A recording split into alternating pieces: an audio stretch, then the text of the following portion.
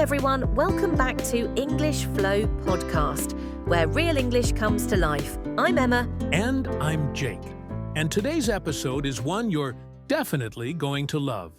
Because we're talking about something every English learner deals with. Common mistakes. Exactly. You know, Jake, I remember when I first started learning Spanish, I once told my teacher, "I'm very exciting," instead of "I'm very excited." She laughed for 5 minutes straight. Oh yeah, that one's classic. And guess what? English learners make similar mistakes every day. Things like, "He don't like pizza," or "I am agree." These little errors can make your English sound less natural, even if your vocabulary is great. So in this episode, we'll help you spot those common mistakes and show you how to fix them easily. By the end, you'll sound smoother, more confident, and more natural when you speak English. So grab a cup of tea, relax, and get ready to laugh a little. Because we've all made these mistakes at some point. Let's dive into today's episode, Common Mistakes in English and How to Fix Them. Vocabulary Preview. Before we jump into the main examples, let's learn a few useful words and phrases that'll help you understand today's lesson better. Number 1. Grammar slip-up. A small grammar mistake that happens by accident. Example. Oops, I said he don't. That was a grammar slip-up. We all make grammar slip-ups when we speak fast, right? Even native speakers. Number 2, mix up. To confuse two things or use them incorrectly. Example. Learners often mix up borrow and lend. I do that too sometimes. It's so easy to mix up similar words. Number 3. Correct form. The grammatically right way to say or write something. Example. The correct form of he don't is he doesn't. If you remember the correct form, you'll sound more natural instantly. Number 4. Common error. A mistake that many people make regularly. Example. Using very delicious is a common error. Just say delicious. Yep. That's one I hear all the time in restaurants. Number 5. Native-like. Speaking in a way that sounds natural, like a native speaker. Example. When you fix small mistakes, your English becomes more native-like. Exactly. It's not about sounding perfect. It's about sounding natural. Awesome! Now that we've got our keywords down, let's move on to some real-life examples of common English mistakes, and of course, how to fix them.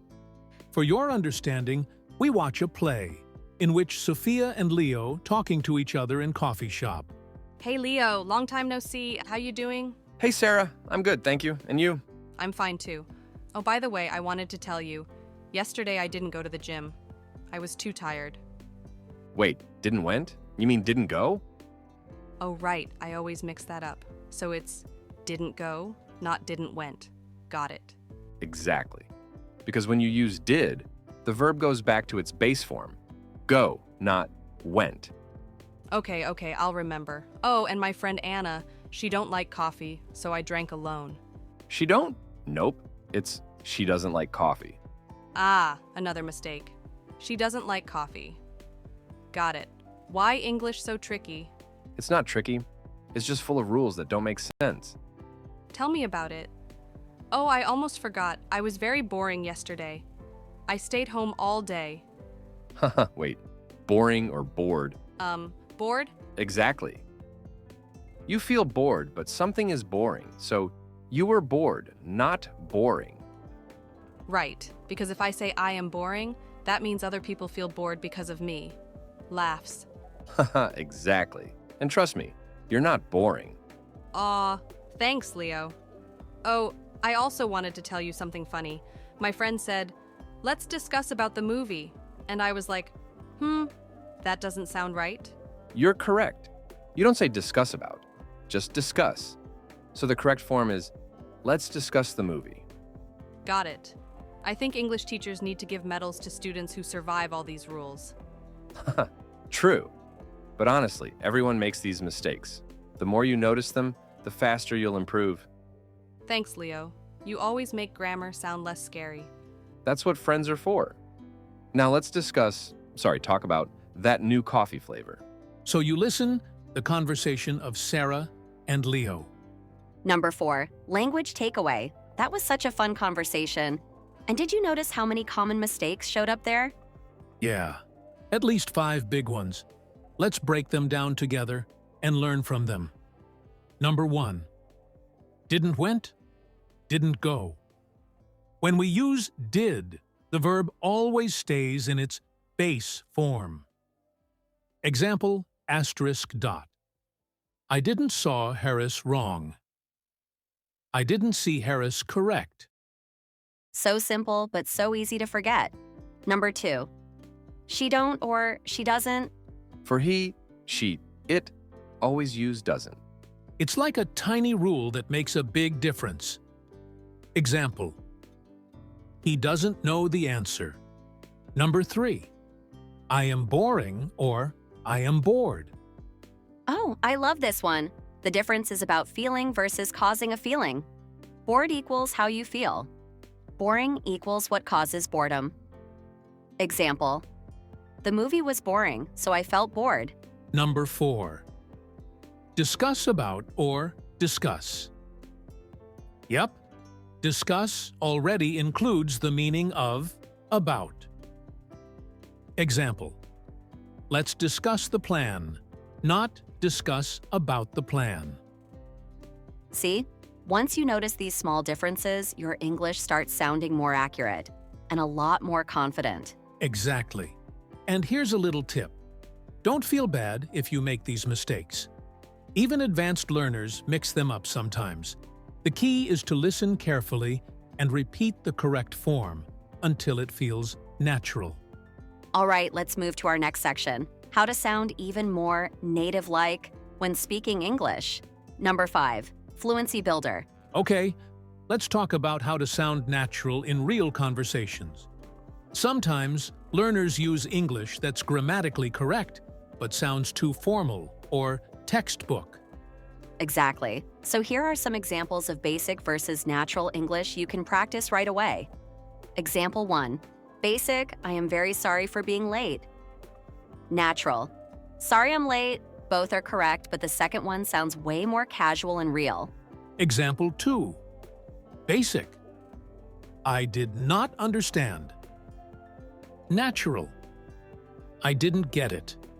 Perfect for everyday conversation.